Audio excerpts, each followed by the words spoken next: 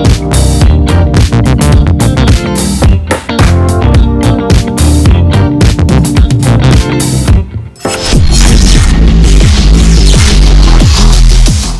आदाब, सत श्री अकाल। हमदर्द टीवी देखने वाले सारे दर्शकों का स्वागत है प्रोग्राम इमीग्रेशन मैटर्स विच। मैं हाँ तरनजीत कौर घुम्मण हाज़र हाँ जी। कैनेडियन इमीग्रेशन संबंधी हुण तक जो ताज़ा अपडेशन आई ने उन्हां बारे जानकारी लैके सो कैनेडियन इमीग्रेशन संबंधी तुहाडा कोई सवाल हैगा सानूं तुसीं अज दे लाइव प्रोग्राम दे विच कॉल कर सकते हो। ਤੁਹਾਡੇ ਸਵਾਲਾਂ ਦੇ ਜਵਾਬ ਦੇਣ ਲਈ ਤੇ ਕੈਨੇਡੀਅਨ ਇਮੀਗ੍ਰੇਸ਼ਨ ਸੰਬੰਧੀ ਜੋ ਹੁਣ ਤੱਕ ਦੀ ਤਾਜ਼ਾ ਅਪਡੇਸ਼ਨ ਆਈ ਹੈ ਉਹਦੇ ਬਾਰੇ ਅਸੀਂ ਗੱਲਬਾਤ ਕਰਾਂਗੇ। ਆਈਸੀਸੀ ਇਮੀਗ੍ਰੇਸ਼ਨ ਤੋਂ ਮਨੂ ਦੱਤਾ ਜੀ ਸਾਡੇ ਨਾਲ ਜੁੜ ਚੁੱਕੇ ਨੇ। ਬਹੁਤ ਬਹੁਤ ਸਵਾਗਤ ਹੈ ਸਰ। ਥੈਂਕ ਯੂ ਤਰਨ ਜੀ। ਸਭ ਤੋਂ ਪਹਿਲਾਂ ਤਾਂ ਤੁਹਾਨੂੰ ਤੇ ਸਾਰੇ ਹੀ ਵਿਊਅਰਸ ਨੂੰ ਆਈਸੀਸੀ ਇਮੀਗ੍ਰੇਸ਼ਨ ਦੀ ਸਮੁੱਚੀ ਟੀਮ ਵੱਲੋਂ ਐਮਡੀ ਤੇ ਆਰਡੀ ਵੱਲੋਂ ਪਿਆਰ ਭਰੀ ਤੇ ਨਿੱਘੀ ਸਤਿ ਸ਼੍ਰੀ ਅਕਾਲ, ਨਮਸਕਾਰ ਤੇ ਆਦਾਬ and thank you very much for having us. ਕੀ ਹਾਲ ਚਾਲ ਨੇ ਸਰ? ਆਲ ਗੁੱਡ ਤਰਨ ਜੀ, ਥੈਂਕ ਯੂ। ਸਰ ਅਸੀਂ ਦੇਖ ਰਹੇ ਹਾਂ ਕਿ ਐਕਸਪ੍ਰੈਸ ਐਂਟਰੀ ਦਾ ਡਰਾ ਅੱਜ ਨਿਕਲਿਆ ਤੇ ਨਾਲ ਦੇ ਨਾਲ ਕਈ ਅਪਡੇਸ਼ਨਸ ਆਈਆਂ ਨੇ ਜਿਨ੍ਹਾਂ ਬਾਰੇ ਅੱਜ ਅਸੀਂ ਗੱਲਬਾਤ ਕਰਾਂਗੇ। कैनेडियन इमीग्रेशन सिस्टम कह रहे हैं कि इस वक्त थोड़ा हुण ईज करन लग्या वा ਉਹਦੇ ਬਾਰੇ ਵੀ ਆਪਾਂ ਗੱਲਬਾਤ ਕਰਾਂਗੇ ਜੋ ਇਸ ਵਕਤ ਕਾਫੀ ਖਬਰਾਂ ਆ ਰਹੀਆਂ ਨੇ। ਸ਼ੁਰੂਆਤ ਕਰਦੇ ਹਾਂ ਆਪਾਂ ਐਕਸਪ੍ਰੈਸ ਐਂਟਰੀ ਡਰਾ ਤੋਂ। ਕਿੰਨਾ ਰਿਹਾ ਇਸ ਵਾਰੀ ਪੁਆਇੰਟਸ? ਤਰਨ ਸਭ ਤੋਂ ਇੰਟਰਸਟ ਰਹਿੰਦਾ ਤੁਹਾਡਾ ਕਿ ਇੰਟਰਸਟ ਡਰਾ ਕਿੱਥੇ ਆਇਆ ਹੈ। ਬਿਲਕੁਲ। ਅੱਜ 5000 ਇਨਵੀਟੇਸ਼ਨ ਦਿੱਤੇ ਗਏ ਨੇ ਜੀ ਐਂਡ 472 ਦੇ ਡਰਾ ਗਿਆ ਹੈਗਾ। ਇਹ ਬਿਗੇਸਟ ਡਰਾ ਹੈਗਾ ਸੋ ਫਾਰ ਇਨ 2022। ਮੇਰੇ ਖਿਆਲ 2020 ਦੇ ਵਿੱਚ ਅਸੀਂ 5000 ਕੋਈ ਵੀ ਇਨਵੀਟੇਸ਼ਨਸ ਨਹੀਂ ਦੇਖੇ ਕਿ ਇੱਕ ਗੋ ਦੇ ਵਿੱਚ 5000 ਇਨਵੀਟੇਸ਼ਨ ਆਏ। ਸੋ ਦਿਸ ਇਜ਼ ਦਾ ਬਿਗੇਸਟ ਡਰਾ। ਹਾਲੇ ਤੱਕ ਜੇ 2020 ਦੀ ਗੱਲ ਕਰੀਏ 92350 ਇਨਵੀਟੇਸ਼ਨ ਇਸ ਸਾਲ ਹਾਲੇ ਤੱਕ ਦਿੱਤੇ ਜਾ ਚੁੱਕੇ ਨੇ ਐਂਡ ਹਾਲੇ ਵੀ ਵੀ ਆਰ ਐਕਸਪੈਕਟਿੰਗ 2 ਮੋਰ ਡਰਾਜ਼। ਸੋ ਇਹ ਲੱਖ ਦੇ ਆਸ-ਪਾਸ ਇਸ ਵਾਰੀ ਐਕਸਪ੍ਰੈਸ ਐਂਟਰੀ ਦਾ ਟੋਟਲ ਨੰਬਰ ਜਾਣਗੇ ਵਿਚ ਇਜ਼ ਐਨ ਅਮੇਜ਼ਿੰਗ ਨੰਬਰ। ਅਸੀਂ ਕਹਿ ਰਹੇ ਹਾਂ ਕਿ ਈਜ਼ੀ ਹੋਣ ਜਾ ਰਿਹਾ। ਈਜ਼ੀ ਤਰਨ ਇਸ ਵਾਸਤੇ ਹੋਣ ਜਾ ਰਿਹਾ ਬਿਕੋਜ਼ ਕੈਨੇਡੀਅਨ ਗਵਰਨਮੈਂਟ ਨੂੰ ਵੀ ਪਤਾ ਹੈ ਕਿ ਜਿਹੜਾ ਡਾਊਨ ਟ੍ਰੈਂਡ ਅਸੀਂ ਦੇਖਿਆ ਇਕੋਨੋਮੀ ਦੇ ਵਿੱਚ ਇਹਦੇ ਵਿੱਚ ਬਾਹਰ ਆਉਣ ਵਾਸਤੇ ਇਮੀਗ੍ਰੈਂਟਸ ਇੱਕ ਬੜਾ ਅਹਿਮ ਤੇ ਮੇਜਰ ਰੋਲ ਪਲੇ ਕਰਨਗੇ। ਉਹ ਕਿਉਂ ਕਰਨਗੇ ਜੀ? ਸਭ ਤੋਂ ਪਹਿਲਾਂ ਤਾਂ ਜਦੋਂ ਵੀ ਕੋਈ, ਮੈਂ ਹਮੇਸ਼ਾ ਕਹਿੰਦਾ ਕਿ ਜਦੋਂ ਵੀ ਕੋਈ ਇਮੀਗ੍ਰੈਂਟ ਨਵੇਂ ਮੁਲਕ ਦੇ ਵਿੱਚ ਆਉਂਦਾ ਇੱਕ ਨਵੀਂ એનર્ਜੀ ਨਵਾਂ ਐਂਥੂਸੀਆਜ਼ਮ ਲੈ ਕੇ ਆਉਂਦਾ। ਉਸ ਤੋਂ ਬਾਅਦ ਆਪਣੇ ਪੈਸੇ ਲੈ ਕੇ ਆਉਂਦੇ ਨੇ, ਫਾਈਨੈਂਸਿਸ ਲੈ ਕੇ ਆਉਂਦੇ ਨੇ, ਇੱਥੇ ਘਰ ਬਾਏ ਕਰਦੇ ਨੇ, ਬਿਜ਼ਨੈਸਿਸ ਬਾਏ ਕਰਦੇ ਨੇ, ਜੌਬ ਕ੍ਰੀਏਟ ਕਰਦੇ ਨੇ। ਸੋ ਇਹਨਾਂ ਤੋਂ ਅੱਛਾ ਇਮੀਗ੍ਰੈਂਟ ਕੈਨੇਡਾ ਨੂੰ ਨਹੀਂ ਮਿਲ ਸਕਦਾ। So immigrants is what we need for the revival of the Canadian economy. So that is the reason ਸਾਡੇ immigration minister ਵੱਲੋਂ ਮਿਸਟਰ ਮੈਡੀਸਿਨੋ ਵੱਲੋਂ ਆ ਰਹੀਆਂ statements ਕਿ we will have more and more easier programs coming up. Yes, there would be lot of programs coming up, but as of today even French speaking countries French speaking nationals ਵਾਸਤੇ ਵੀ ਈਜ਼ੀਆਂ ਕੀਤੀ ਗਈਆਂ because ਉਹਨਾਂ ਦੇ points ਵਧਾਏ ਗਏ ਹੈਗੇ। ਸੋ ਉਹਨਾਂ ਨੂੰ ਤਰਜੀਹ PNPs ਦੇ ਵਿੱਚ ਵੀ ਐਂਡ ਫੈਡਰਲ ਦੇ ਵਿੱਚ ਵੀ ਦਿੱਤੀ ਜਾ ਰਹੀ ਹੈਗੀ। ਸਰ 472 ਪੁਆਇੰਟਸ ਜਾ ਰਹੇ ਨੇ ਬਾਹਰੋਂ ਆਉਣ ਲਈ ਤਾਂ ਤੁਸੀਂ ਕਹਿ ਰਹੇ ਹੋ ਕਿ ਸੌਖਾਲਾ ਕਰ ਰਹੇ ਨੇ, ਤਰਜੀਹ ਦਿੱਤੀ ਜਾ ਰਹੀ ਹੈ। ਜਿਹੜੇ ਇਸ ਵਕਤ ਕੈਨੇਡਾ ਦੇ ਵਿੱਚ ਨੇ ਉਹਨਾਂ ਨੂੰ ਤਾਂ 472 ਤੱਕ ਪੁਆਇੰਟਸ ਮੀਟ ਕਰਨੇ ਬਹੁਤ ਮੁਸ਼ਕਿਲ ਹੋ ਜਾਣਾ। You are absolutely right. ਜਿਹੜੇ ਖਾਸ ਕਰ ਇੰਟਰਨੈਸ਼ਨਲ ਸਟੂਡੈਂਟਸ ਹੈਗੇ ਨੇ ਤਰਨ, ਜਿਹੜੇ ਵਿਦਨ ਕੈਨੇਡਾ ਬੈਠੇ ਹੋਏ ਨੇ, ਖਾਸ ਕਰ ਜਿਹੜੇ ਗ੍ਰੇਡ 12 ਕਰਕੇ ਆਏ ਹੋਏ ਨੇ, ਉਹਨਾਂ ਵਾਸਤੇ 472 ਤਾਈਓ ਮੀਟ ਹੋਏਗਾ ਜੇ 8777 ਲੈਣਗੇ 1 ਸਾਲ ਦੇ ਐਕਸਪੀਰੀਅੰਸ ਤੋਂ ਬਾਅਦ, ਨਾਲ ਦੀ ਨਾਲ LMIA ਲੈਣਗੇ ਤਾਂ ਹੀ ਉਹ 475 ਤੇ ਲੈਂਡ ਕਰਨਗੇ। ਅਦਰਵਾਈਜ਼ ਉਹ 472 ਉਹ ਅਚੀਵ ਹੀ ਨਹੀਂ ਕਰ ਸਕਦੇ। ਜਿਹੜਾ ਵੀ ਇੰਟਰਨੈਸ਼ਨਲ ਸਟੂਡੈਂਟ ਗ੍ਰੇਡ 12 ਕਰਕੇ ਆਏ ਹੋਏ ਤਰਨ ਉਹ 8777 ਵਿਚ ਇਜ਼ ਨਾਟ ਈਜ਼ੀ। ਤੁਹਾਨੂੰ ਪਤਾ ਹੈ ਕਿ ਆਈਲੈਟਸ ਦੇ ਵਿੱਚ 8777 ਇੱਕ ਇਹੋ ਜਿਹਾ ਸਕੋਰ ਹੈਗਾ ਜਿਹਦੇ ਵਿੱਚ ਕਿਸੇ 6.5 ਆ ਗਏ ਤਾਂ 40-50 ਪੁਆਇੰਟ ਤੁਹਾਡੇ ਥੱਲੇ ਫਿਰ ਵਾਪਸ ਚਲੇ ਜਾਂਦੇ ਨੇ। ਸੋ 8777 ਲੈ ਕੇ 1 ਸਾਲ ਦਾ ਸੁਪਰਵਾਈਜ਼ਰ ਜਾਂ ਨੌਕ ਵੀ ਐਕਸਪੀਰੀਅੰਸ ਲੈ ਕੇ ਤਾਂ ਤੁਸੀਂ 425 ਤੇ ਲੈਂਡ ਕਰਦੇ ਹੋ। ਸੋ 425 ਤੇ 472 ਤੇ ਤਕਰੀਬਨ 47 ਪੁਆਇੰਟਸ ਦਾ ਫਰਕ ਹੈਗਾ। ਹੁਣ ਇਹ ਫਰਕ ਮੈਂ ਹਮੇਸ਼ਾ ਕਹਿੰਦਾ ਜੀ ਬੱਚਿਆਂ ਵਾਸਤੇ, ਬੱਚੇ ਜਿਹੜੇ ਇੰਟਰਨੈਸ਼ਨਲ ਸਟੂਡੈਂਟ ਆਉਂਦੇ ਨੇ ਨਾ, ਮੈਂ ਬੱਚਿਆਂ ਨੂੰ ਕਹਿੰਦਾ ਕਿ they are amazingly hard workers. Hard worker ਕਿਉਂ ਹੈਗੇ ਨੇ ਜੀ? ਸਭ ਤੋਂ ਪਹਿਲਾਂ ਤਾਂ ਇੱਕ ਪੜ੍ਹਾਈ ਕਰ ਰਹੇ ਨੇ ਆਪਣੀ ਨਾਲ ਦੀ ਨਾਲ ਉਹ ਜੌਬਸ ਕਰ ਰਹੇ ਨੇ ਆਪਣੇ ਆਪ ਨੂੰ ਸਸਟੇਨ ਕਰਨ ਵਾਸਤੇ। ਜੇ ਮਾਪਿਓ ਨੇ ਉਹਨਾਂ ਨੇ ਕਰਜ਼ਾ ਚੱਕਿਆ ਤੇ ਕਰਜ਼ਾ ਵਾਪਸ ਵੀ ਕਰ ਰਹੇ ਨੇ, ਉਹਦੇ ਵਿੱਚ ਵੀ ਉਹ ਅਹਿਮ ਰੋਲ ਪਲੇ ਕਰ ਰਹੇ ਨੇ। ਭਾਵੇਂ ਈਵਨ ਗ੍ਰੇਡ 12 ਕਰਕੇ ਆਏ ਨੇ ਬਟ ਉਹ ਬੱਚੇ ਆਉਂਦੇ ਹੀ ਇੰਨੇ ਮੈਚਿਓਰ ਹੋ ਜਾਂਦੇ ਨੇ। They carry such a mature head on their shoulders ਕਿ ਮੈਂ ਸੈਲੂਟ ਕਰਦਾ ਸਾਰੇ ਸਟੂਡੈਂਟਸ ਨੂੰ ਬਿਕੋਜ਼ ਜਿਸ ਤਰ੍ਹਾਂ ਦਾ ਹਾਰਡ ਵਰਕ, ਜਿਸ ਤਰ੍ਹਾਂ ਦੀ ਮਿਹਨਤ ਬੱਚੇ ਕਰ ਰਹੇ ਨੇ, ਅਮੇਜ਼ਿੰਗ। ਐਂਡ ਉਸ ਤੋਂ ਬਾਅਦ ਅੱਗੇ ਉਹਨਾਂ ਨੂੰ PR ਵੀ ਲੈਣੀ ਹੈ। ਸੁਪਨੇ ਬਹੁਤ ਵੱਡੇ ਹੈਗੇ ਨੇ, ਉਹਨਾਂ ਦੇ ਵੀ ਸੁਪਨੇ, ਉਹਨਾਂ ਦੇ ਮਾਪੇ ਵੀ ਸੁਪਨੇ ਹੈਗੇ ਨੇ। ਮੈਂ ਕਹਿੰਦਾ ਕਿ ਬੱਚੇ ਸੁਪਨੇ ਲੈਂਦੇ ਵੀ ਹੈਗੇ ਨੇ, ਉਹਨਾਂ ਨੂੰ ਅਚੀਵ ਵੀ ਕਰਦੇ ਨੇ ਐਂਡ ਉਹ ਡ੍ਰੀਮਸ ਨੂੰ ਰਿਅਲਾਈਜ਼ ਕਰਦੇ ਨੇ, ਰਾਈਟ। ਐਂਡ ਇੱਥੇ ਆ ਕੇ ਉਹ ਬਾਅਦ ਚੋਂ 4-5 ਸਾਲ ਬਾਅਦ ਜਿਹੜੀ ਮਿਹਨਤ ਕੀਤੀਆਂ ਹੁੰਦੀਆਂ ਨਾ ਉਹ ਸਾਰੀਆਂ ਨਿਕਲ ਜਾਂਦੀਆਂ ਜਦੋਂ ਦੇਖਦੇ ਨੇ ਆ ਕੇ ਸੈਟਲ ਹੋ ਗਏ, ਗੱਡੀਆਂ ਵੱਡੀਆਂ ਲੈ ਲਈਆਂ, ਘਰ ਵੱਡੇ ਲੈ ਲਏ, ਸੋ ਇੱਕ ਵਾਰੀ ਸੈਟਲਿੰਗ ਫੇਜ਼ ਦੇ ਵਿੱਚ ਆ ਰਹੇ।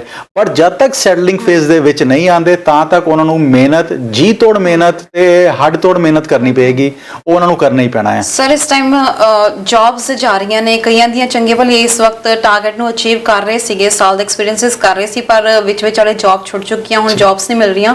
ਤੁਸੀਂ ਲਾਸਟ ਟਾਈਮ ਦੱਸਿਆ ਸੀ ਤੁਹਾਡੇ ਕੋਲ ਵੀ ਕੁਝ ਵੈਕੈਂਸੀਜ਼ ਅਵੇਲੇਬਲ ਹੈਗੀਆਂ ਨੇ, ਇਹਦੇ ਬਾਰੇ ਹੁਣ ਵੀ ਤੁਹਾਡੇ ਕੋਲ ਹੈਗੀਆਂ ਨੇ ਜੇ ਕੋਈ ਸਾਡੇ ਇਸ ਵਕਤ ਦਰਸ਼ਕ ਵੇਖ ਰਹੇ? ਬਿਲਕੁਲ ਤਰਨ, ਲਾਸਟ ਟਾਈਮ ਅਸੀਂ ਕਿਹਾ ਸੀਗਾ ਕਿ 50 ਜੌਬ ਸਾਡੇ ਕੋਲ ਅਵੇਲੇਬਲ ਆ। ਅੱਜ ਵੀ ਸਾਡੇ ਕੋਲ 17 ਜਾਂ 18 ਜੌਬਸ ਅਵੇਲੇਬਲ ਹੈਗਾ ਉਹਨਾਂ 50 ਦੇ ਵਿੱਚ। ਸੋ ਇਹ ਹਸਪਿਟੈਲਿਟੀ ਸੈਕਟਰ ਦੀਆਂ ਜੌਬਸ ਹੈਗੀਆਂ, ਐਟਲਾਂਟਿਕ ਪ੍ਰੋਵਿੰਸਿਸ ਦੀਆਂ ਜੌਬ ਹੈਗੀਆਂ, ਨੋਵਾ ਸਕੋਸ਼ੀਆ, ਨਿਊ ਬ੍ਰੰਸਵਿਕ ਤੇ ਨਿਊ ਫਾਊਂਡਲੈਂਡ ਦੀਆਂ। ਉੱਥੇ ਜਾ ਕੇ ਕੰਮ ਕਰਨ, 1 ਸਾਲ ਕੰਮ ਕਰਨ ਤੋਂ ਬਾਅਦ ਪੀਆਰ ਵਾਸਤੇ ਐਲੀਜੀਬਿਲਟੀ ਬਣ ਸਕਦੀ ਹੈ ਅੰਡਰ ਪੀਐਨਪੀ ਐਂਡ ਅੰਡਰ ਏਆਈਪੀਪੀ। ਸੋ ਇਹ ਡੈਜ਼ਿਗਨੇਟਿਡ EMPLOYERS ਹੈਗੇ ਨੇ। ਜੇ ਡੈਜ਼ਿਗਨੇਟਿਡ EMPLOYERS ਨਹੀਂ ਹੈਗੇ ਤੇ ਨੌਕ ਬੀ ਦੀ ਜੌਬ ਹੈ ਜਿਹਦੇ ਵਿੱਚ 1 ਸਾਲ ਕੰਮ ਕਰਨ ਤੋਂ ਬਾਅਦ ਤੁਸੀਂ ਪੀਐਨਪੀ ਵਾਸਤੇ ਐਲੀਜੀਬਲ ਹੋ ਜਾਓਗੇ। ਐਂਡ ਉੱਥੇ ਗ੍ਰੇਡ 12 ਤੋਂ ਬਾਅਦ ਵੀ ਜਾ ਸਕਦੇ ਹੋ। ਤੁਹਾਨੂੰ ਆਈਲੈਟਸ ਦਾ 8777 ਵੀ ਨਹੀਂ ਚਾਹੀਦਾ, 6 ਬੈਂਡਸ ਵੀ ਆ ਜਾਂਦੇ ਨੇ, that is more than sufficient. ਤੁਸੀਂ ਕੁਆਲੀਫਾਈ ਕਰੋਗੇ ਐਂਡ ਸਟ੍ਰੇਟ ਉਸ ਪੋਜੀਸ਼ਨ ਜੇ ਅੱਜ ਸੀਵੀ ਸਾਨੂੰ ਫਾਰਵਰਡ ਕਰ ਦਿਓ, ਅਸੀਂ ਐਸੇ ਵੀਕ ਦੇ ਵਿੱਚ ਤੁਹਾਡੀ ਇੰਟਰਵਿਊ ਕਰਵਾਵਾਂਗੇ। ਗੋ देयर ਔਨ ਮੰਡੇ ਜਾ ਕੇ 14 ਡੇਜ਼ ਦਾ ਕੁਆਰੰਟਾਈਨ ਕਰਨਾ ਪੈਣਾ ਹੈ। 15th ਡੇ ਤੁਸੀਂ ਆਪਣਾ ਜੌਬ ਸ਼ੁਰੂ ਕਰ ਸਕਦੇ ਹੋ। ਐਂਡ ਇੰਟਰਵਿਊ ਦਾ ਇਹੀ ਮਤਲਬ ਹੈ ਕਿ EMPLOYER ਵਾਂਟਸ ਟੂ ਸੀ ਕਿ ਮੈਂ ਕਿਸ ਤਰ੍ਹਾਂ ਦਾ ਕੈਂਡੀਡੇਟ ਲੈ ਰਿਹਾ ਹੈਗਾ। ਸੋ ਉਹ ਤੁਹਾਡੇ ਨਾਲ ਇੰਟਰਵਿਊ ਤੇ ਇਹੀ ਤੁਹਾਡੀ ਦੇਖਣਾ ਚਾਹੁੰਦਾ ਕਿ ਤੁਸੀਂ ਤੁਹਾਡਾ ਐਟੀਟਿਊਡ ਵਗੈਰਾ ਹੀ ਦੇਖਣਾ ਉਹਨਾਂ ਨੇ, ਸਕਿੱਲਸ ਦੇਖਣੇ ਆ।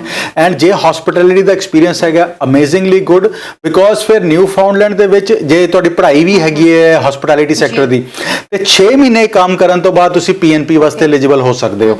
ਸੋ ਇੱਕੋ ਹੀ ਚੀਜ਼ ਕਿ ਜਿਹੜੇ ਵੀ ਸਟੂਡੈਂਟ ਸਾਨੂੰ ਸੁਣ ਰਹੇ ਨੇ, ਇੰਟਰਨੈਸ਼ਨਲ ਸਟੂਡੈਂਟਸ ਹੈਗੇ ਨੇ, ਗ੍ਰੇਡ 12 ਕਰਕੇ ਆਏ ਹੋ, ਕਿਸੇ ਦਾ 1.25 ਸਾਲ ਰਹਿ ਗਿਆ, 1.5 ਸਾਲ ਰਹਿ ਗਿਆ, ਇੱਥੇ ਸਮਝ ਨਹੀਂ ਆ ਰਿਹਾ ਕਿ ਤੁਹਾਡੀ ਪੀਆਰ ਹੋਏਗੀ ਕਿਸ ਤਰ੍ਹਾਂ ਹੋਏਗੀ, ਤੇ ਗਿਵ ਅਸ ਅ ਕਾਲ। ਆਪਣਾ CV ਲੈ ਕੇ ਸਾਡੇ ਨਾਲ ਮੁਲਾਕਾਤ ਕਰੋ। ਵਿਦਿਨ ਨੈਕਸਟ 2-3 ਡੇਜ਼ ਤੁਹਾਡੀ ਇੰਟਰਵਿਊ ਹੋਏਗੀ।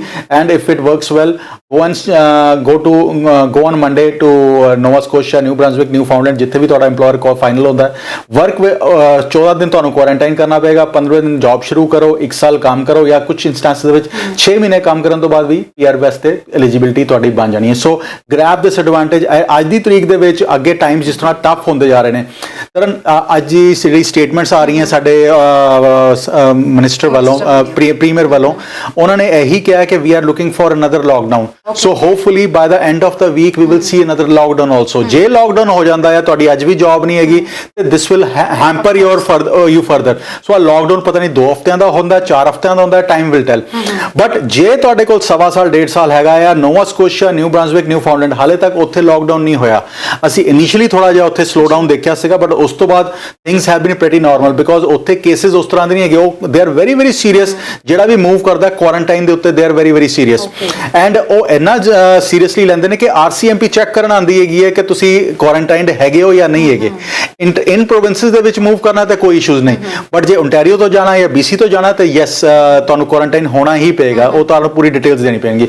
ਸੋ ਸਟੂਡੈਂਟਸ, ਜੇ ਤੁਹਾਡੇ ਕੋਲ 1.25 ਸਾਲ 1.5 ਸਾਲ ਹੈਗਾ ਆ, ਗਿਵ ਅਸ ਅ ਕਾਲ, ਆਪਣਾ ਡਿਟੇਲਸ ਆ ਕੇ ਸਾਡੇ ਨਾਲ ਸ਼ੇਅਰ ਕਰੋ ਐਂਡ ਗ੍ਰੈਬ ਥੀਸ ਓਪਰਚੁਨਿਟੀਜ਼। ਮੈਂ ਹਮੇਸ਼ਾ ਕਹਿੰਦਾ ਕਿ GTA ਤੋਂ ਬਾਹਰ ਨਿਕਲ ਕੇ ਬਹੁਤ ਸਾਰੀ ਓਪਰਚੁਨਿਟੀਜ਼, ਬਹੁਤ ਸਾਰੀਆਂ ਆਪਸ਼ਨਸ ਹੈਗੀਆਂ। ਅਗਲੇ ਸਾਲ ਤੱਕ ਵੇਟ ਨਾ ਕਰੋ। ਜੇ 1.25 ਸਾਲ 1.5 ਸਾਲ ਰਹਿ ਗਿਆ, you do not have time to waste as well. So ਤੁਹਾਡੀ ਪਹਿਲੀ ਇੰਨੀ ਮਿਹਨਤ ਕਰਦੇ ਪਏ ਹੋ, ਇੰਨੀ ਮਸ਼ੱਕਤ ਕਰਦੇ ਪਏ ਹੋ, ਗ੍ਰੈਬ ਥੀਸ ਓਪਰਚੁਨਿਟੀਜ਼। ਜਿਹੜੀ ਓਪਰਚੁਨਿਟੀ ਤੁਹਾਨੂੰ ਨੌਕ ਕਰੇ ਉਹਨੂੰ ਗ੍ਰੈਬ ਕਰ ਲਓ।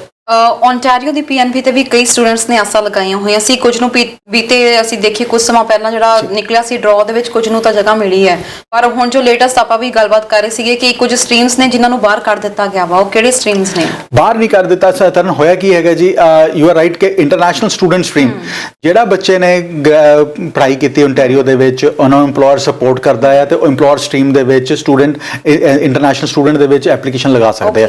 ਬਟ ਉਹ 2 ਸਾਲ ਦਾ ਟਾਈਮ ਹੁੰਦਾ ਆ। ਜੇ 2 ਸਾਲ ਤੋਂ ਪੜ੍ਹਾਈ ਕੀਤੇ ਹੋ, ਤੁਹਾਨੂੰ ਕਾਲਜ ਛੱਡਿਆ ਹੋ ਗਏ ਤੇ ਤੁਸੀਂ ਉਸ ਸਟਰੀਮ ਦੇ ਵਿੱਚ ਕੁਆਲੀਫਾਈ ਨਹੀਂ ਕਰਦੇ। ਹੁਣ ਇਹ ਜਿਹੜੀ ਸਟਰੀਮ ਬੰਦ ਹੋਈਆਂ, ਇਹ ਬੇਸਿਕਲੀ ਤੁਹਾਨੂੰ ਯਾਦ ਹੋਏਗਾ ਇਨ ਡਿਮਾਂਡ ਸਟਰੀਮ ਚੱਲ ਰਹੀਆਂ ਸੀਗੀਆਂ। ਟਰੱਕ ਡਰਾਈਵਰ ਸੀਗੇ ਸਟਰੀਮ ਦੇ ਵਿੱਚ, ਹੈਲਥ ਕੇਅਰ ਵਰਕਰ ਸੀਗੇ, ਫਾਰਮ ਵਰਕਰ ਸੀਗੇ, ਆਹ ਸਟਰੀਮਸ, ਕੰਸਟਰਕਸ਼ਨ ਵਰਕਰ ਸੀਗੇ, ਸਰਵਿਸਿਜ਼ ਮੋਸਟਲੀ ਸਾਰੀਆਂ। ਹਾਂਜੀ ਬਿਲਕੁਲ ਇਨ ਡਿਮਾਂਡ ਸਟਰੀਮ ਸੀਗੀ ਓਨਟਾਰੀਓ ਵੱਲੋਂ। ਫਾਰਮ ਵਰਕਰ ਜਿਹਦੇ ਵਿੱਚ ਆਉਂਦੇ ਸੀਗੇ, ਕੰਸਟਰਕਸ਼ਨ ਵਰਕਰ ਸੀਗੇ, ਟਰੱਕ ਡਰਾਈਵਰ ਸੀਗੇ। ਆਹ ਸਟਰੀਮ ਟੈਕਨੀਕਲੀ ਜਿਹੜਾ ਕੋਟਾ ਉਹਨਾਂ ਨੇ ਰੱਖਿਆ ਸੀਗਾ ਓਨਟਾਰੀਓ PNP ਨੇ, ਉਹ ਕੋਟਾ ਮੀਟ ਹੋ ਚੁੱਕਾ ਹੈ for 2020। So that is the reason ਆ ਸਟਰੀਮ ਨੂੰ ਇਸ ਵੀਕ ਦੇ ਵਿੱਚ ਕਲੋਜ਼ ਕੀਤਾ ਗਿਆ। ਸੋ ਨੈਕਸਟ 2021 ਦੇ ਵਿੱਚ we will have the new streams open up again and ਉਹਦੇ ਵਿੱਚ ਕੁਝ ਚੇਂਜਸ ਦੇ ਨਾਲ ਇਹ ਸਟਰੀਮ ਖੁੱਲਣਗੀਆਂ। ਸੋ ਇੰਟਰਨੈਸ਼ਨਲ ਸਟੂਡੈਂਟ, ਖਾਸ ਕਰ ਟਰੱਕਿੰਗ ਵਾਲੇ ਬਹੁਤ ਸਾਰੇ ਬੱਚੇ ਇੱਥੇ ਵੇਟ ਕਰ ਰਹੇ ਸੀ ਕਿ ਅਸੀਂ ਟਰੱਕ ਡਰਾਈਵਿੰਗ ਦੇ ਵਿੱਚ ਜਾਣਾ ਆ, ਤੇ ਉਹਦੇ ਕਰਕੇ ਟਰੱਕ ਡਰਾਈਵਰਸ ਆ ਸਟਰੀਮ ਇੰਟਰਨੈਸ਼ਨਲ ਸਟੂਡੈਂਟ ਨੇ ਬੜਾ ਅਹਿਮ ਰੋਲ ਪਲੇ ਕੀਤਾ ਆ and they have grabbed the major chunk of this pie as well. So ਇੱਕੋ ਹੀ ਚੀਜ਼ ਕਿ ਜੇ ਤੁਸੀਂ ਇੱਥੇ ਇਨ ਡਿਮਾਂਡ ਦੇ ਵਿੱਚ ਹੈਗੇ ਉਹ ਗ੍ਰੇਟ, ਜਾਂ ਤੇ ਜੇ ਤੁਸੀਂ ਸਿਰਫ EMPLOYER ਡਰਿਵਨ ਸਟਰੀਮ ਦੇ ਵਿੱਚ ਵੇਟ ਕਰ ਰਹੇ ਹੋ ਕਿ ਮੇਰੀ ਵਾਰੀ ਆ ਜਾਏਗੀ ਐਂਡ 1 ਸਾਲ ਦਾ ਐਕਸਪੀਰੀਅੰਸ ਹੈਗਾ ਜਾਂ 6 ਮਹੀਨੇ ਦਾ EMPLOYER ਮੈਨੂੰ ਹੈਲਪ ਕਰਨ ਵਾਸਤੇ ਤਿਆਰ ਹੈ। ਇੱਕ ਚੀਜ਼ ਯਾਦ ਰੱਖਿਓ ਕਿ ਇਸ ਸਾਲ ਵੀ ਤਕਰੀਬਨ 2000 ਐਪਲੀਕੇਸ਼ਨ ਇੰਟਰਨੈਸ਼ਨਲ ਸਟਰੀਮ ਦੇ ਵਿੱਚ ਪਿਕ ਹੋਈਆਂ। ਤਾਂ ਬੱਚੇ ਜਿਹੜੇ ਵੇਟ ਕਰ ਰਹੇ ਨੇ ਉਹ 80000 ਤੋਂ ਜ਼ਿਆਦਾ ਇੰਟਰਨੈਸ਼ਨਲ ਸਟੂਡੈਂਟ ਜਿਹੜਾ ਓਨਟਾਰੀਓ ਦੇ ਵਿੱਚ ਵੇਟ ਕਰ ਰਿਹਾ। So do not wait on only on this program, think on other options, other opportunity ਜਿਹੜੀ ਤੁਹਾਡੇ ਸਾਹਮਣੇ ਆਉਂਦੀਆਂ ਹੈਗੀਆਂ। ਕਹਿੰਦੇ ਆ bird in hand is better than two in the bush. ਜਿਹੜੀ ਚੀਜ਼ ਅੱਜ ਨਜ਼ਰ ਆ ਰਹੀ ਹੈ ਤੁਹਾਨੂੰ ਮਿਲ ਰਹੀ ਹੈ, ਜਿਹੜੀ ਕੁਆਲੀਫਾਈ ਕਰਾ ਰਹੀ ਹੈ, ਉਹਦੇ ਵਾਸਤੇ ਜਾਓ ਰਾਦਰ ਦੈਨ ਵੇਟਿੰਗ ਕਿ ਮੈਂ ਬਰਡ ਆ ਕੇ ਬੈਠੇਗਾ ਮੈਂ ਪੜੂੰਗਾ। ਸੋ ਜੇ ਅਗਲੇ ਸਾਲ ਵੀ ਓਨਟਾਰੀਓ PNP ਇੰਟਰਨੈਸ਼ਨਲ ਸਟਰੀਮ ਦੇ ਵਿੱਚ ਕੁਆਲੀਫਾਈ ਕਰਨਾ ਹੈ, ਉਸ ਤੋਂ ਚੰਗਾ ਅੱਜ ਲੁੱਕ ਫॉर ਐਨ ਆਪਸ਼ਨ ਜਿਹੜੀ ਤੁਹਾਡੇ ਵਾਸਤੇ ਅੱਜ ਕੰਮ ਕਰੇ। ਬਿਲਕੁਲ ਸਰ, ਆਪਸ਼ਨਸ ਦੀ ਤੁਸੀਂ ਗੱਲ ਕਰ ਰਹੇ ਹੋ, ਸਰਕਾਰ ਇੱਕ ਪਾਸੇ ਤਾਂ ਕਰ ਰਹੀ ਹੈ ਕਿ ਸੌਖਾ ਕਰ ਰਹੀ ਹੈ, ਦੂਜੇ ਪਾਸੇ ਪੁਆਇੰਟਸ ਵਧਾ ਰਹੀ ਹੈ, ਪਰ ਪ੍ਰੋਸੈਸਿੰਗ ਨਾਲ ਦੀ ਨਾਲ ਫਾਈਲਸ ਹੀ ਚੱਲ ਰਹੀ ਆ। ਹੋਮ ਕੇਅਰ ਵਰਕਰਸ ਦੀ ਗੱਲ ਹੋ ਰਹੀ ਹੈ ਕਿ ਇਹਨਾਂ ਦੀਆਂ ਫਾਈਲਸ ਦੀ ਪ੍ਰੋਸੈਸਿੰਗ ਅਜੇ ਵੀ ਜਾਰੀ ਹੈ। ਤਰਨ ਜਿਹੜੇ ਕੇਅਰ ਗਿਵਰਸ ਦੇ ਵਿੱਚ ਦੋ ਸਟਰੀਮਸ ਚੱਲ ਰਹੀਆਂ, ਦੋਨੋਂ ਸਟਰੀਮਸ ਦੇ ਵਿੱਚ ਇੱਕ ਤਾਂ ਹੈ ਹੋਮ ਕੇਅਰ ਵਰਕਰਸ ਹੈਗੇ, ਦੂਸਰਾ ਹੈਗਾ ਬੱਚਿਆਂ ਵਾਸਤੇ ਜਾਂ ਬਜ਼ੁਰਗਾਂ ਵਾਸਤੇ, ਚਾਈਲਡ ਕੇਅਰ ਵਾਸਤੇ। ਹੁਣ ਬੇਸਿਕਲੀ ਕੀ ਹੈਗਾ ਜੀ, ਇਹਨਾਂ ਸਟਰੀਮ ਦੇ ਵਿੱਚ 2750 ਐਪਲੀਕੇਸ਼ਨ ਹਰ ਸਾਲ ਕੋਟਾ ਹੈਗਾ, 2750 ਇੱਕ ਸਟਰੀਮ ਦੇ ਵਿੱਚ, 2750 ਦੂਜੀ ਸਟਰੀਮ ਦੇ ਵਿੱਚ। ਸੋ ਟੋਟਲ ਐਪਲੀਕੇਸ਼ਨ ਇੰਨੀਆਂ ਹੀ ਪੂਰੇ ਸਾਲ ਦੇ ਵਿੱਚ ਪ੍ਰੋਸੈਸ ਹੋ ਰਹੀਆਂ।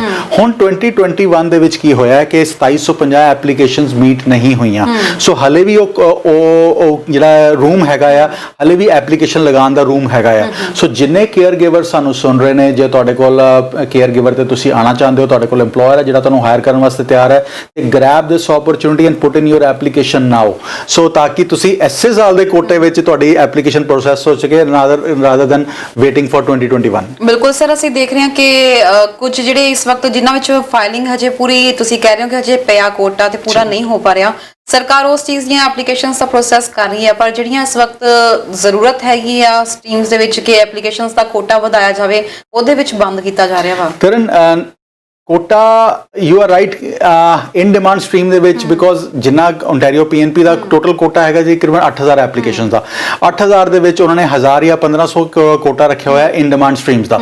ਸੋ ਉਹ ਕੋਟਾ ਬੰਦ ਹੋ ਰਿਹਾ। ਸੋ ਉਹ ਕੋਟਾ ਜਿਹੜਾ ਟਾਰਗੇਟ ਸੀਗਾ ਉਹ ਅਚੀਵ ਹੋ ਚੁੱਕਾ ਹੈ।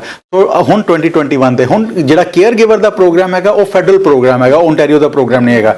ਉਹਦੇ ਵਿੱਚ ਹਲੇ ਵੀ ਰੂਮ ਹੈਗਾ ਆ ਐਪਲੀਕੇਸ਼ਨ ਲਗਾਉਣ ਦਾ। So that is the reason ਉਹ ਓਪਨ ਹੈਗਾ। ਐਂਡ ਤਰਨ ਇੱਥੇ ਇੱਕ ਚੀਜ਼ ਹੋਰ ਐਡ ਕਰੂੰਗਾ। Okay, let's take this call. ਬਿਲਕੁਲ ਜੀ, ਇੱਕ ਨਾਲ ਦੀ ਨਾਲ ਕਾਲ ਅਸੀਂ ਜ਼ਰੂਰ ਲੈ ਲਈਏ, ਜਿਹੜੇ ਦਰਸ਼ਕ ਸਾਡੇ ਨਾਲ ਜੁੜੇ ਹੋਏ ਨੇ, ਸੋ ਦੈਟ ਕਿ ਉਹਨਾਂ ਦੇ ਸਵਾਲਾਂ ਦਾ ਵੀ ਅਸੀਂ ਜਵਾਬ ਦੇ ਸਕੀਏ। ਸੋ ਪਹਿਲੇ ਦਰਸ਼ਕ ਸਾਡੇ ਨਾਲ ਜੁੜੇ ਨੇ, ਉਹਨਾਂ ਦਾ ਅਸੀਂ ਕਾਲ ਲੈਣੇ ਆ।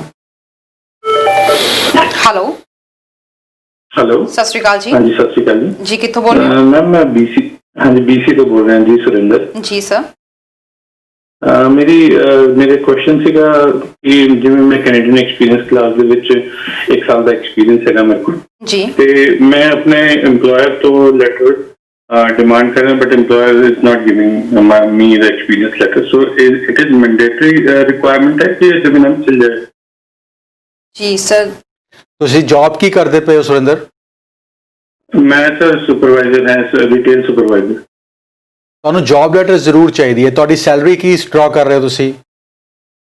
$20 ਪਰ ਆਵਰ, ਤੇ ਮੇਰੇ ਕੋਲ ਆਫਰ ਲੈਟਰ ਹੈਗਾ, ਜਿਵੇਂ LMI ਹੈਗੀ ਮੇਰੇ ਕੋਲ, ਬਟ ਮੈਨੂੰ ਕੀ ਰੈਫਰੈਂਸ ਲੈਟਰ ਜਾਂ ਐਕਸਪੀਰੀਅੰਸ ਲੈਟਰ? ਨੋ, ਜੇ ਤੁਹਾਡੇ ਕੋਲ LMI ਹੈਗਾ, ਤੁਹਾਡੇ ਕੋਲ ਜੌਬ ਲੈਟਰਸ ਹੈਗੀਆਂ, you are good to go. ਤੁਹਾਡੀ ਫਾਈਲ ਅੱਜ ਵੀ ਲੱਗ ਸਕਦੀ ਹੈ। ਓਕੇ ਸਰ, ਜੀ ਬਹੁਤ ਬਹੁਤ ਸ਼ੁਕਰੀਆ ਜੀ ਕਾਲ ਕਰਨ ਦੇ ਲਈ। ਸਰ ਜਿਵੇਂ ਇਸ ਵਕਤ ਬਹੁਤ ਸਾਰੇ ਹੁਣ ਜਿਵੇਂ ਤੁਸੀਂ ਕਿਹਾ ਕਿ PNP ਦੇ ਵਿੱਚ ਕੁਝ ਸਟਰੀਮਸ ਨੂੰ ਹਜੇ ਕੁਝ ਸਮੇਂ ਲਈ ਬੰਦ ਕੀਤਾ ਗਿਆ, ਜਿਨ੍ਹਾਂ ਦਾ ਆਲਰੇਡੀ ਐਕਸਪੀਰੀਅੰਸ ਪੂਰਾ ਹੋ ਗਿਆ ਸੀ ਤੇ ਵੇਟ ਕਰ ਰਹੇ ਸੀ, ਉਧਰੋਂ ਦੀ ਹੁਣ ਉਹਨਾਂ ਦਾ ਟਾਈਮ ਪੀਰੀਅਡ ਵੀ ਬਹੁਤ ਘੱਟ ਰਹਿ ਗਿਆ। ਹੁਣ HH ਸਟੂਡੈਂਟਸ ਲਈ ਕੀ ਆਪਸ਼ਨ ਹੋ ਸਕਦਾ ਆ? ਸਰਨ, ਜਿਨ੍ਹਾਂ ਦੇ ਕੋਲ ਟਾਈਮ ਪੀਰੀਅਡ ਘੱਟ ਰਹਿ ਗਿਆ ਉਹਨਾਂ ਨੂੰ LMIA ਤੇ ਜਾਣਾ ਪਏਗਾ। ਜੇ ਉਹ ਬਿਲਕੁਲ ਕੰਸਟ੍ਰੇਨਡ ਹੈਗੇ, 2-3 ਮਹੀਨੇ ਦਾ ਟਾਈਮ ਪੀਰੀਅਡ ਰਹਿ ਗਿਆ, it is better for them to change status ਕਰਕੇ LMIA ਆਪਣੇ EMPLOYER ਨੂੰ ਕਹਿਣ ਕਿ LMIA ਦੇ ਦੇ, ਤਾਂ ਕਿ ਉਹ ਲੀਗਲੀ ਇੱਥੇ ਰਹਿ ਸਕਣ ਤੇ ਕੰਮ ਕਰ ਸਕਣ। ਹੁਣ ਜਿਹੜੇ EMPLOYER ਵੀ ਤਿਆਰ ਨਹੀਂ ਹੈਗੇ, ਉਹਨਾਂ ਵਾਸਤੇ ਅਸੀਂ 1-on-1 ਉਹਨਾਂ ਕੈਂਡੀਡੇਟਸ ਨਾਲ ਡਿਸਕਸ ਕਰ ਸਕਦੇ ਹਾਂ ਕਿ ਕਿਹੜੀ ਆਪਸ਼ਨ ਉਹਨਾਂ ਵਾਸਤੇ ਬੈਸਟ ਵਰਕ ਕਰੇਗੀ। ਬਟ ਸਟੇਟਸ ਜ਼ਰੂਰ ਰੱਖਣਾ ਚਾਹੀਦਾ ਹੈਗਾ। ਜੇ ਆਊਟ ਆਫ ਸਟੇਟਸ ਹੋਗੇ ਤੇ ਤੁਹਾਨੂੰ ਅੱਗੇ ਜਾ ਕੇ ਤੁਹਾਡੀ PR ਦੀ ਐਪਲੀਕੇਸ਼ਨ ਇੰਪੈਕਟ ਹੋਏਗੀ। ਸੋ ਡੂ ਨਾਟ ਸਟੇਟਸ ਆਪਣਾ ਲੂਜ਼ ਨਹੀਂ ਕਰਨਾ ਜੀ। ਜਿਹਨੇ ਵੀ ਇੰਟਰਨੈਸ਼ਨਲ ਸਟੂਡੈਂਟ ਹੈਗੇ ਨੇ, ਜਿਹੜੀ ਫੋਰਨ ਵਰਕਰਸ ਹੈਗੇ ਨੇ, do not lose your status even if you have to go to a visit visa status, temporary status, ਤਾਂ ਵੀ ਉਸ ਸਟੇਟਸ ਤੇ ਲੀਗਲੀ ਚਲੇ ਜਾਓ ਤਾਂ ਕਿ ਤੁਹਾਨੂੰ PR ਦੀ ਐਪਲੀਕੇਸ਼ਨ ਇੰਪੈਕਟ ਨਾ ਹੋਵੇ। ਜੀ ਬਿਲਕੁਲ, ਇੱਕ ਦਰਸ਼ਕ ਹੋਰ ਜੁੜ ਗਏ ਨੇ। ਹੈਲੋ ਹੈਲੋ, ਸਤਿ ਸ੍ਰੀ ਅਕਾਲ ਜੀ। ਸਤਿ ਸ਼੍ਰੀ ਅਕਾਲ ਜੀ, ਸਵਾਗਤ ਹੈ ਪ੍ਰੋਗਰਾਮ 'ਚ। ਕਿੱਥੋਂ ਬੋਲ ਰਹੇ ਹੋ? ਹਾਂਜੀ, ਉਹ ਅਸੀਂ ਇਹ ਪੁੱਛਣਾ ਸੀਗਾ ਵੀ ਸਾਡੇ ਨਾਲ ਲੜਕੇ ਆਉਣਾ ਸੀਗਾ, ਉਹ ਸਿਟੀਜ਼ਨ ਸਪੇਨ ਦਾ, ਉਹ ਕਹਿੰਦੇ ਨੇ ਵੀ ਡਿਜੀਟਲ ਓਪਨ ਵਰਕ ਪਰਮਿਟ ਮਿਲ ਜਾਂਦਾ, ਵੀ ਉਹਦਾ ਕੀ ਸਿਸਟਮ ਆ ਜੀ, ਇਹਨਾਂ ਤੋਂ ਇਹ ਪੁੱਛਣਾ ਸੀਗਾ। ਵਿਜ਼ਟਰ ਓਪਨ ਵਰਕ ਪਰਮਿਟ ਬਾਰੇ ਪੁੱਛਣਾ ਚਾਹੁੰਦੇ ਨੇ, ਤੇ ਇਹਨਾਂ ਦਾ ਬੇਟਾ ਜਿਹੜਾ ਆ ਸਿਟੀਜ਼ਨ ਹੈ ਯੂਰਪ ਦੇ ਵਿੱਚ। ਉਹਨਾਂ ਦੀ ਏਜ ਕਿੰਨੀ ਹੈ ਜੀ? ਏਜ 30 ਤੋਂ ਘੱਟ ਆ ਜੀ। ਜੇ 30 ਤੋਂ ਘੱਟ ਹੈਗੀ ਹੈ, ਬਿਲਕੁਲ ਬੰਦ ਕਰ ਦਿਓ। ਜੀ ਤੁਸੀਂ ਟੀਵੀ ਸਕਰੀਨ ਤੇ ਆਨਸਰ ਸੁਣ ਸਕਦੇ ਹੋ ਜੀ। ਕਾਲ ਕਰਨ ਲਈ ਸ਼ੁਕਰੀਆ ਜੀ sir. International experience IEC international experience class ਹੈਗਾ ਤਰਨ, ਉਹਦੇ ਵਿੱਚ ਜੇ ਕੋਈ ਯੂਰੋਪੀਅਨ ਸਿਟੀਜ਼ਨ ਹੈਗਾ ਜਾਂ ਵੀਜ਼ਾ ਐਗਜ਼ੈਮਟ ਕੰਟਰੀ ਤੋਂ ਹੈਗੇ ਨੇ, ਉਹ ਕੈਨੇਡਾ 'ਚ ਜੇ 30 ਸਾਲ ਤੋਂ ਘੱਟ ਉਮਰ ਹੈ, ਗ੍ਰੇਡ 12 ਹੈਗੀ ਹੈ, ਪੈਸੇ ਹੈਗੇ ਉਹਨਾਂ ਦੇ ਕੋਲ, 8-10 ਹਜ਼ਾਰ ਸ਼ੋਅ ਕਰ ਸਕਦੇ, ਤੇ ਉਹਨਾਂ ਨੂੰ ਵਰਕ ਪਰਮਿਟ ਮਿਲ ਸਕਦਾ ਹੈਗਾ। ਸੋ ਇੰਟਰਨੈਸ਼ਨਲ ਐਕਸਪੀਰੀਅੰਸ ਕਲਾਸ ਦੇ ਵਿੱਚ ਤੁਸੀਂ ਆ ਕੇ ਇੱਥੇ ਕੰਮ ਵੀ ਕਰ ਸਕਦੇ ਹੋ, ਐਂਡ ਤੁਹਾਡੀ ਐਪਲੀਕੇਸ਼ਨਸ ਵੀ ਅੱਜ ਦੀ ਤਰੀਕ ਦੇ ਵਿੱਚ ਪ੍ਰੋਸੈਸ ਹੋ ਰਹੀਆਂ IEC ਦੇ ਵਿੱਚ। ਤੁਸੀਂ ਇਨਫੋਰਮੇਸ਼ਨ ਲੈਣਾ ਚਾਹੁੰਦੇ ਹੋ, get in touch with us. ਜੇ ਤੁਸੀਂ ਆਸਟ੍ਰੇਲੀਆ, ਨਿਊਜ਼ੀਲੈਂਡ, ਯੂਰੋਪੀਅਨ ਕਿਸੇ ਵੀ ਕੰਟਰੀ ਦੇ ਹੈਗੇ ਹੋ, ਰੈਜ਼ੀਡੈਂਟ ਹੈਗੇ ਹੋ, ਪਰਮਾਨੈਂਟ ਰੈਜ਼ੀਡੈਂਟ ਸਿਟੀਜ਼ਨ ਹੈਗੇ ਹੋ, ਤੇ ਤੁਸੀਂ ਇਸ ਸਟਰੀਮ ਦਾ ਫਾਇਦਾ ਚੱਕ ਸਕਦੇ ਹੋ। ਇਹਦੇ ਵਿੱਚ ਆ ਕੇ ਇੱਥੇ ਲੀਗਲੀ ਕੰਮ ਕਰ ਸਕਦੇ ਨੇ, ਐਂਡ ਇਵੈਂਚੁਅਲੀ ਜੇ EMPLOYER ਹੈਲਪ ਕਰਦਾ ਹੈ ਤੇ PR ਵਾਸਤੇ ਵੀ ਕੈਨੇਡੀਅਨ ਐਕਸਪੀਰੀਅੰਸ ਦੇ ਨਾਲ ਕੁਆਲੀਫਾਈ ਕਰ ਸਕਦੇ ਨੇ। ਤੋ ਆਪਸ਼ਨਸ ਬਹੁਤ ਅੱਛੀਆਂ ਹੈਗੀਆਂ, and IEC is one of the best streams ਜਿਹਦੇ ਵਿੱਚ ਯੂਰੋਪੀਅਨਸ ਆ ਕੇ ਜਾਂ ਆਸਟ੍ਰੇਲੀਆ, ਨਿਊਜ਼ੀਲੈਂਡ ਤੋਂ ਆ ਕੇ ਰੈਜ਼ੀਡੈਂਟਸ ਇਹਦਾ ਫਾਇਦਾ ਚੱਕਦੇ ਸਰ ਨੇ। ਜਿਹੜੇ ਵਰਕ ਪਰਮਿਟ ਦੀ ਤੁਸੀਂ ਗੱਲ ਕਰ ਰਹੇ ਹੋ, ਓਪਨ ਵਰਕ ਪਰਮਿਟ ਹੋਏਗਾ ਜਾਂ EMPLOYER ਡਰਿਵਨ? ਨਹੀਂ ਜੀ, ਇਹ ਓਪਨ ਵਰਕ ਪਰਮਿਟ ਹੁੰਦਾ ਆ, ਐਂਡ ਇੱਥੇ ਆ ਕੇ ਤੁਸੀਂ ਕਿਸੇ ਵੀ ਫੀਲਡ ਦੇ ਵਿੱਚ ਆਪਣਾ ਕੰਮ ਕਰ ਸਕਦੇ ਹੋ, ਐਂਡ ਉਸ ਜੇ ਕੱਲ ਨੂੰ PR ਦੀ ਲਗਾਣੀ ਹੈ ਤਾਂ ਮਾਈਟ ਵੀ ਤੁਹਾਨੂੰ EMPLOYER ਦੀ ਹੈਲਪ ਦੀ ਲੋੜ ਪਵੇ। ਅਦਰਵਾਈਜ਼ ਲੋਕੀ ਇੱਥੇ ਜਿਹੜੇ ਰੈਜ਼ੀਡੈਂਟਸ ਹੈਗੇ ਨੇ ਵੀਜ਼ਾ ਐਗਜ਼ੈਮਟ ਕੰਟਰੀਜ਼ ਤੋਂ, ਇੱਥੇ ਆ ਕੇ ਈਵਨ ਵਿਦਆਊਟ LMIA ਵੀ ਇੱਥੇ PR ਵਾਸਤੇ ਕੁਆਲੀਫਾਈ ਹੋ ਜਾਂਦੇ ਨੇ। ਜੀ ਸਰ, ਲੇਟੈਸਟ ਅਸੀਂ ਸਟੇਟਮੈਂਟ ਦੀ ਗੱਲ ਕਰੀਏ, ਕੱਲ ਵੀ ਸਾਡੇ ਇਮੀਗ੍ਰੇਸ਼ਨ ਮਿਨਿਸਟਰ ਮਾਰਕੋ ਮੈਂਡੀਸਿਨੋ ਨੇ ਜਿਹੜੀ ਸਟੇਟਮੈਂਟ ਦਿੱਤੀ ਹੈ, ਇੱਕ ਪਾਸੇ ਉਹ ਕਹਿ ਰਹੇ ਨੇ ਕਿ ਇਮੀਗ੍ਰੇਸ਼ਨ ਨੂੰ ਥੋੜਾ ਸੁਖਾਲਾ ਬਣਾਉਣ ਦੀ ਕੋਸ਼ਿਸ਼ ਕਰਾਂਗੇ ਕਿਉਂਕਿ ਟੀਚੇ ਪੂਰੇ ਨਹੀਂ ਹੋ ਪਾਏ ਹੈਗੇ, ਤੇ ਆਉਣ ਵਾਲੇ 3 ਸਾਲਾਂ ਦੇ ਵਿੱਚ ਵੀ ਮਿਲੀਅਨਸ ਆਫ ਜਿਹੜੇ ਆ ਤੁਸੀਂ ਇਮੀਗ੍ਰੈਂਟਸ ਬੁਲਾਉਣ ਦੀ ਗੱਲ ਆਖ ਰਹੇ ਹੋ। ਇੱਕ ਪਾਸੇ ਤੁਸੀਂ ਅਲਬਰਟਾ PNP ਕਹਿ ਰਹੇ ਹੋ ਬੰਦ ਹੋ ਰਹੀ ਹੈ, ਉੱਥੇ ਕੁਝ ਸਮੇਂ ਲਈ ਉਹਨਾਂ ਨੇ ਕਲੋਜ਼ ਕਰ ਦਿੱਤੀ ਹੈ। ਦੂਜੇ ਪਾਸੇ ਗੱਲ ਕਰੀਏ 472 ਤੱਕ ਪੁਆਇੰਟਸ ਜਾ ਰਹੇ ਨੇ ਜਿਹੜੇ ਇਸ ਵਕਤ ਆਲਰੇਡੀ ਇੱਥੇ ਆਏ ਹੋਏ ਨੇ, ਫਿਰ ਉਹਨਾਂ ਦੀ ਸਰਕਾਰ ਕੀ ਸੋਚ ਰਹੀ ਹੈ?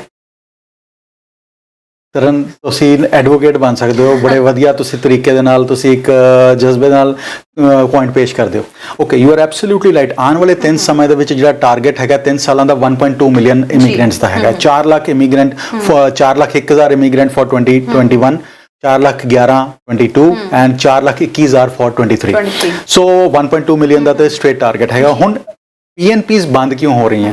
ਹੁਣ PNPs ਬੰਦ ਇਸ ਵਾਸਤੇ, ਅਲਬਰਟਾ ਨੇ ਜਿਹੜੇ LMIA ਦੀ ਚੇਂਜਸ ਲੈ ਕੇ ਆਏ ਨੇ, ਉਹ ਇਸ ਵਾਸਤੇ ਲੈ ਕੇ ਆਏ ਨੇ because Alberta the economy down knows dip ਕਰ ਰਹੀ ਹੈ।